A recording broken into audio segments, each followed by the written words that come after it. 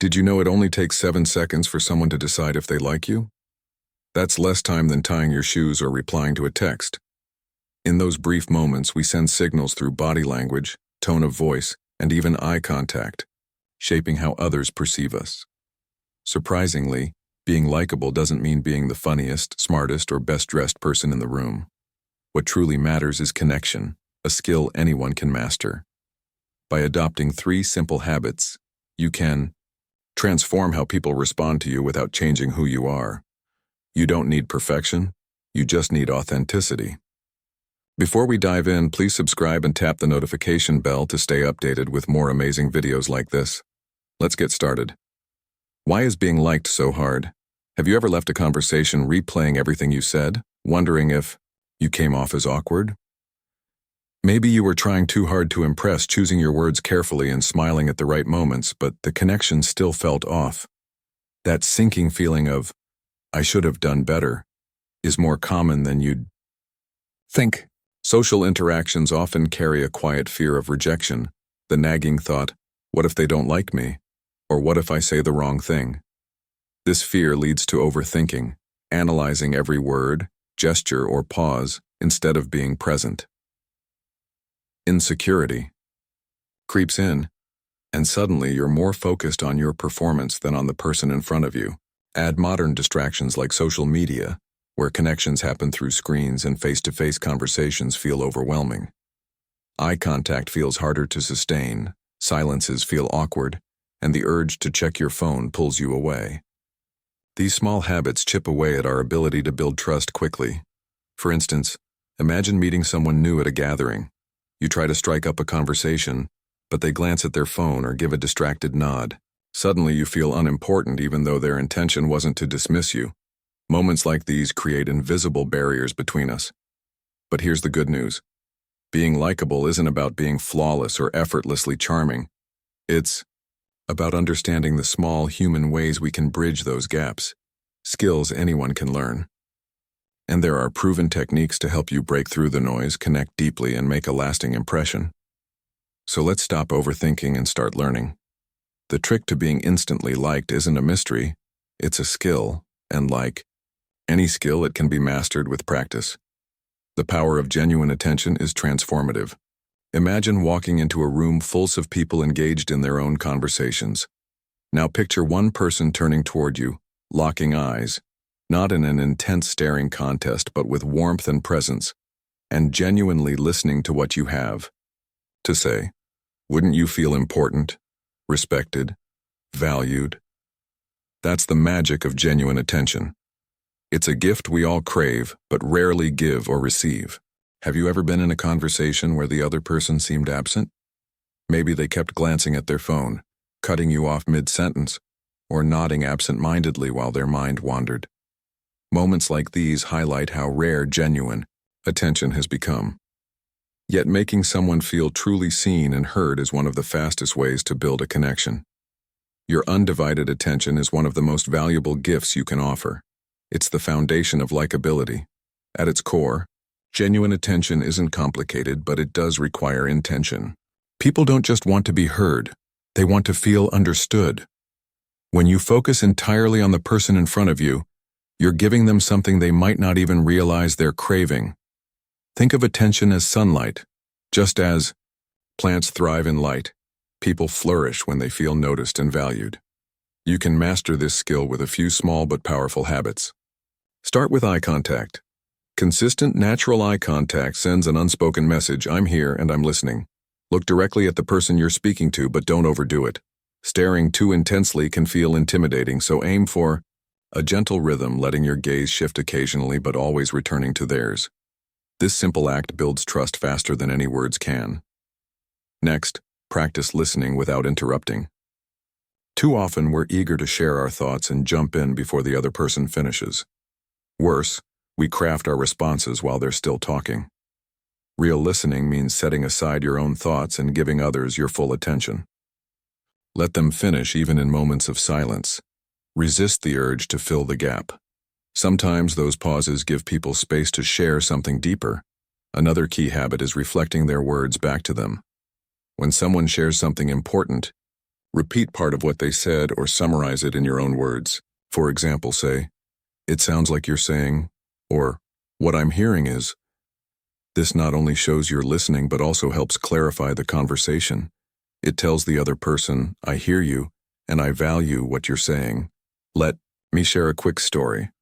A friend once felt out of place at a networking event. She stood quietly by the corner, unsure how to start a conversation. Eventually, someone approached her and asked, "How are you finding the event so far?"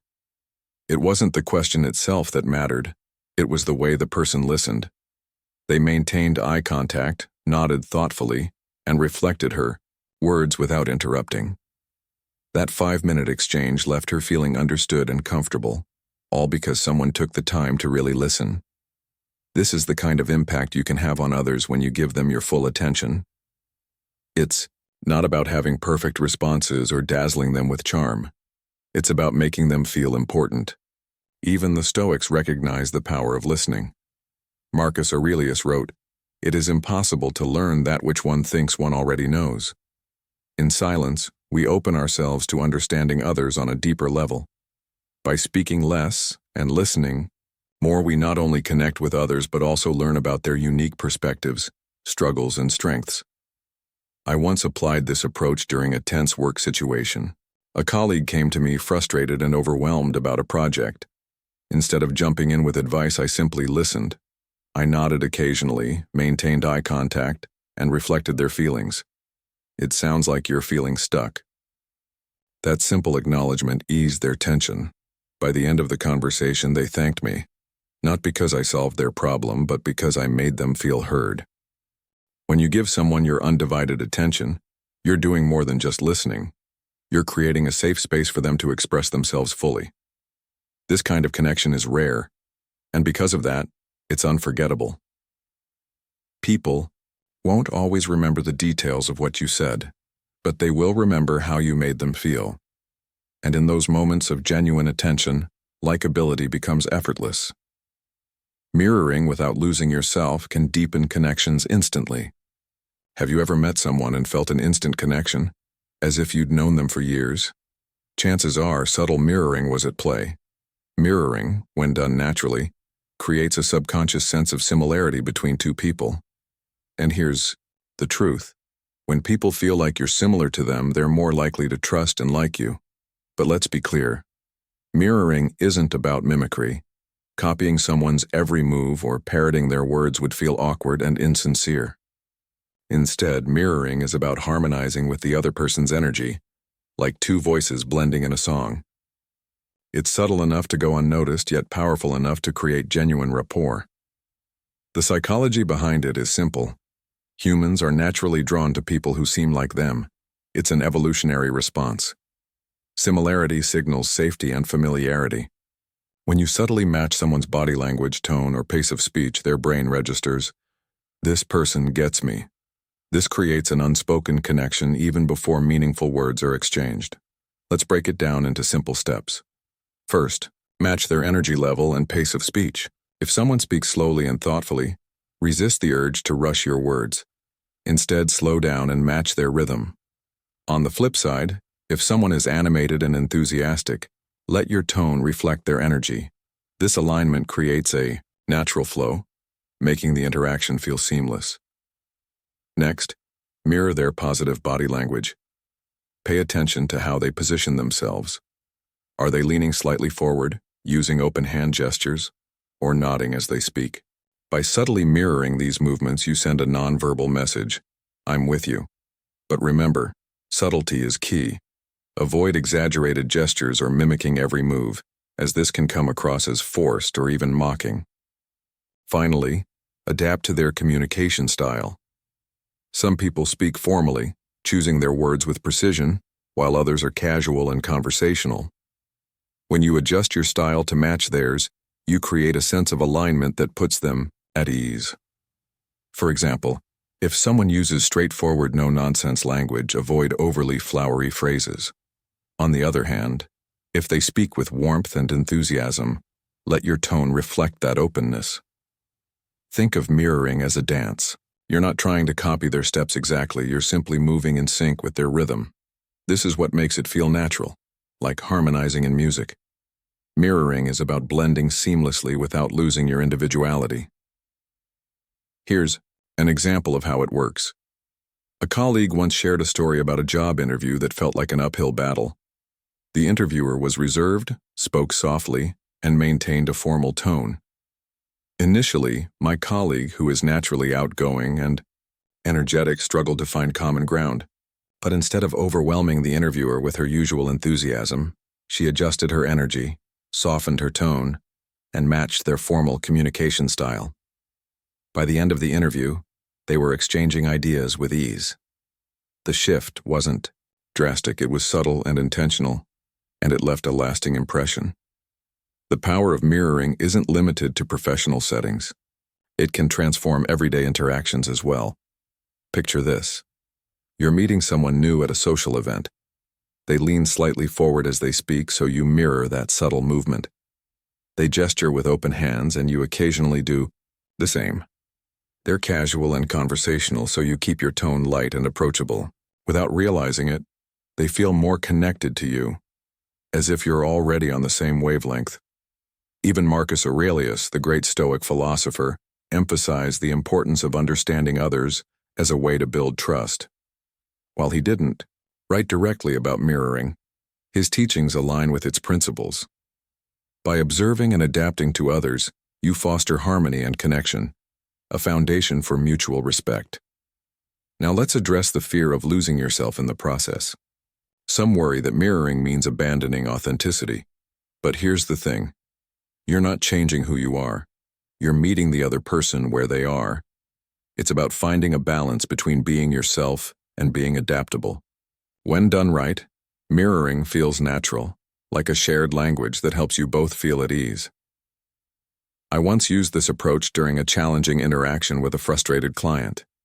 They were visibly tense, spoke quickly, and used short, clipped sentences. Instead of maintaining my usual calm, measured tone, I subtly picked up my pace and mirrored their directness. Gradually, I noticed their tension ease. They began to open up, and we ended the meeting on a positive note. What could have been a difficult conversation turned productive, all because I adjusted to their communication style. Mirroring isn't about manipulation, it's about connection. It shows the other person that you're paying attention not just to their words, but to their energy, emotions, and unspoken cues. And when people feel understood on that level, they naturally feel drawn to you. This is the art of mirroring, blending into their rhythm without losing your own voice, creating harmony without stealing the melody. Being authentically interested is one of the most magnetic traits you can possess. When you show genuine curiosity about someone else, it doesn't just make them feel valued. It creates a connection rooted in trust and mutual respect. People are drawn to those who care not because they have to, but because they truly want to. And the beauty of this approach is that it shifts the focus off you and onto them, naturally building likability. Think about the last time someone seemed genuinely interested in your story. Maybe they asked a question that went beyond small talk, or lit up when you shared something you cared about.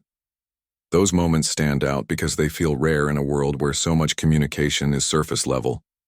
When you show authentic interest, it's as if you're telling them, you matter.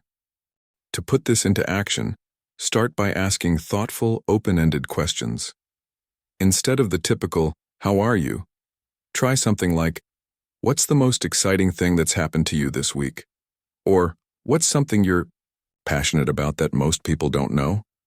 These kinds of questions invite the other person to share something meaningful and give you insight into who they are. The key is to listen fully and resist the urge to turn the conversation back to yourself too quickly. Another powerful way to show interest is by validating their feelings or achievements. If someone shares something they're proud of, acknowledge it with a sincere compliment. For example, if a friend tells you about a project they've been working on, respond with, "That sounds like a huge accomplishment. I admire how much effort you've put into it." Validation isn't about flattery. It's about recognizing what matters to them and reflecting it with honesty. But being authentically interested isn't just about listening. It's also about sharing a piece of yourself in return. If someone opens up about a personal story, respond with something relatable from your own life. For example, if they're excited about starting a new hobby, Share a time you felt the same way when trying something new. This balance of listening and sharing creates a two-way bridge of connection. It's how we move from being strangers to forming meaningful bonds. Authenticity, in this sense, is like a bridge. It's the structure that allows two people to cross the divide of unfamiliarity and meet in the middle. Without it, conversations feel mechanical or forced. With it, connections become effortless and memorable. A few years ago, I met someone at a workshop who seemed reserved and hesitant to engage. Instead of asking generic questions, I asked about the topic of the workshop and why they'd chosen to attend. That small shift opened a floodgate. They shared a personal story about how they'd been struggling with self-doubt and were there to learn how to overcome it. As they spoke, I validated their courage and shared my own experience with tackling self-doubt. By the end of that conversation, we weren't just participants at the same event. We were two people who had connected on a deeper level. This kind of authentic interest is something the Stoics understood well. Marcus Aurelius often wrote about the importance of understanding others, observing their nature, and treating them with kindness. Authenticity, at its core, is about aligning your actions with your values. When you approach someone with genuine curiosity, you're showing them your true self while inviting them to do the same. But let's be clear, authenticity doesn't mean oversharing or losing yourself in the process. It's not about impressing others or trying too hard to find common ground. Instead, it's about being fully present and open, allowing the connection to unfold naturally. If someone senses that your interest is forced or self-serving, it can have the opposite effect. That's why it's so important to stay grounded in your intentions. A historical example of authenticity's power comes from Abraham Lincoln, known for his genuine curiosity and ability to connect with others. Lincoln often asked people about their lives, struggles, and perspectives.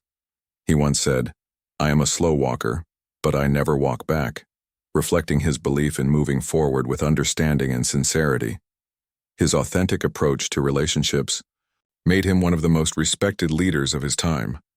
Always remember that being authentically interested doesn't just make others feel good, it enriches your own life. The more you learn about people, the more you understand the diversity of human experience. You discover new perspectives, stories, and ways of seeing the world. In turn, you become someone people naturally gravitate toward, not because of what you say, but because of how you make them feel.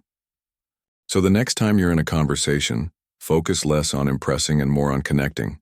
Ask questions that matter, listen without distraction, and share pieces of yourself with sincerity. Authenticity isn't just a trick for being likable, it's a way of life that builds trust, deepens relationships, and leaves a lasting impact on everyone you meet. The most important mindset shift when it comes to being likable isn't about strategies or techniques. It's about fundamentally changing how you see yourself and others. At its core, being liked isn't about external performance, it's a reflection of your internal mindset. The more self-aware and self-accepting you are, the more naturally you'll connect with others. On the flip side, when insecurities cloud your interactions, they create walls where bridges should be built. One of the biggest hurdles to likability is the fear of rejection. You've likely felt it before, that internal dialogue asking, "Am I saying the right thing? Do they like me?" This focus on yourself often backfires. When your energy centers on being liked, you risk coming across as needy or insincere. People sense when interactions are transactional, and it makes them pull away. As counterintuitive as it sounds, the key to being liked is letting go of the need to be liked. This concept ties deeply into Stoic wisdom. Marcus Aurelius wrote, "You have power over your mind, not outside events. Realize this and you will find strength. You can't control how someone perceives you, but you can control how you present yourself." This shift in focus, from worrying about their approval to simply being your best self, frees you to engage more authentically. Likability isn't about pleasing everyone, it's about showing up as the truest version of you. To adopt this mindset, the first step is self-awareness. Pay attention to how your insecurities show up in conversations. Do you talk over others to prove your worth? Do you downplay your achievements to avoid judgment? Recognizing these patterns isn't about beating yourself up. It's about understanding how fear silently steers your interactions. Next comes self-acceptance. The first step to being liked begins with embracing your imperfections. When you stop pretending to be flawless, you give others permission to do the same. Vulnerability, far from being a weakness, is one of the most likable traits you can possess. Admit when you don't know something, laugh at your mistakes, and share stories that reveal your humanity. People are drawn to those who are real, not perfect. A few years ago, I met someone at a networking event who had a profound impact on me. They weren't the most charismatic person in the room, nor did they have a polished elevator pitch. But their presence was magnetic. What stood out was their genuine interest in everyone they spoke to. When they asked questions, they truly listened. When they shared their thoughts, they spoke with humility and openness. At one point, they admitted, they felt nervous at large events but saw them as opportunities to learn about others. That vulnerability combined with their attentiveness made them unforgettable. Reflecting on this experience, I realized people liked them because of their mindset, not their charm or confidence. They weren't trying to prove themselves. They were focused on connecting meaningfully. Their self-awareness and self-acceptance allowed them to engage without pretense, and it was incredibly refreshing. Stoicism offers profound guidance here. Epictetus said, "It's not what happens to you, but how you react to it that matters." Applying this to likability, it's not about building the perfect impression. It's about how you respond to the people and situations around you. Are you defensive or open, guarded or vulnerable? The way you react shapes the energy you bring into every interaction. So the next time you walk into a room, remember, being liked isn't about perfection or strategy. It's about being present, being real, and being kind. When you embrace this mindset of connection, you'll watch your relationships transform, not just with others, but with yourself. At its heart, being liked isn't about mastering a checklist of social skills. It's about forging genuine connections. The 3 tricks we've explored, giving your undivided attention, subtly mirroring others without losing your authenticity, and showing sincere interest, are tools to help you connect with people on a deeper level. They're not about pretending to be someone you're not.